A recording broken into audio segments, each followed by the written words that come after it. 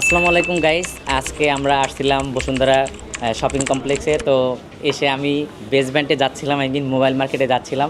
তো হঠাৎ করে রিদি আপুর সাথে দেখা হয়ে গেল। রিদি আপু এবং রিদি আপুর মনে হয় ফ্রেন্ড, তো ওনারা হয়তো এখানে শপিং করতে আসছে। এসে আসলে কাকতালীভাবে দেখা। তো আমি একটু রিদি আপুর সাথে কথা বলি। রিদি, আপনি কেমন আছেন? এই তো ভালো আছে, আপনি কেমন আছেন? আমি আলহামদুলিল্লাহ ভালো আছি। তো আপনার নাম, পুরো নাম কি? রিদি? আরবি নুসরাত রিদি। আপনি মূলত থাকেন কোথায়? আমি বাসার অ্যাড্রেসটা বলতে চাই।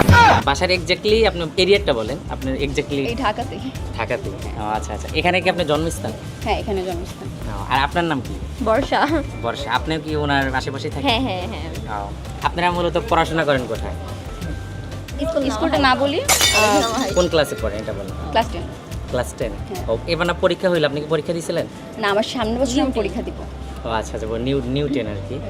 তো যাই হোক, আপনি যেহেতু এই কন্টেন্ট ক্রিয়েশনে আছেন, আপনি কি মানে এই কন্টেন্ট ক্রিয়েশনে লিভলেট করতে চান, মানে লাইফে ভিডিও বানাবেন, এরকম কোন চিন্তাধারা আছে? হ্যাঁ, ইচ্ছা আছে ভালো কিছু করি, মানুষকে ভালো কিছু দেই বা ভালো কিছু করে আগে যাই। তো এখন আপনার চিন্তাধারা কি আছে যে কী ধরনের ভিডিও বানাবেন?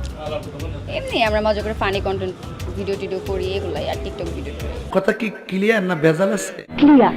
আপনার ধরেন ফ্রেন্ড সার্কেল বলতে কীরকম ফ্রেন্ড সার্কেল আছে? ধরেন ফ্রেন্ড, ছেলে ফ্রেন্ড, মেয়ে ফ্রেন্ড, একটা বড় সার্কেল নাকি ছোট সার্কেলে চলাফেরা করেন? না, আমার কোনো ফ্রেন্ড সার্কেল নাই, আমার একটা ফ্রেন্ডই আছে, ও আর কেউ নেই। এই একটাই ফ্রেন্ড, ওনাকে নিয়ে সাধারণত চলাফেরা করা হয়? হ্যাঁ। না, ধরেন ব্লগিং করতে গেলে তো অনেক সময় ছেলেদের হেল্প লাগে। আপনি যখন এক জায়গায় যাইবেন তখনও তো একটা ছেলে ফ্রেন্ড, 2-3টা ছেলে ফ্রেন্ড দরকার পড়ে, যেহেতু ব্লগ ভিডিও তৈরি করবেন। তো সেক্ষেত্রে কাউকে চয়েস করার মতো আছে? ভাই, এখন আমি ব্লগ ভিডিও বা কিছু, আমি এগুলোর মধ্যে নাই আপাতত, সব কিছু থেকে অফ। আমি বিশ্বাস করি না।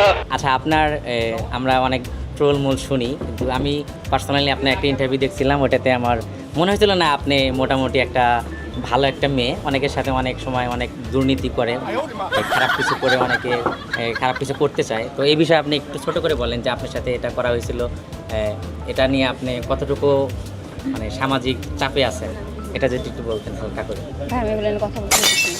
ও, আজকে তাহলে আপনি এখানে কি কিনতে আসছেন? ভাই, আমি আসছিলাম শপিং করতে, আম্মুর জন্য আর আমার জন্য। চলে যাবে আর কি। আর অন্যদিন কথা হবে, ভালো থাকবেন। আর আমার পেজটা অবশ্যই দেখবেন।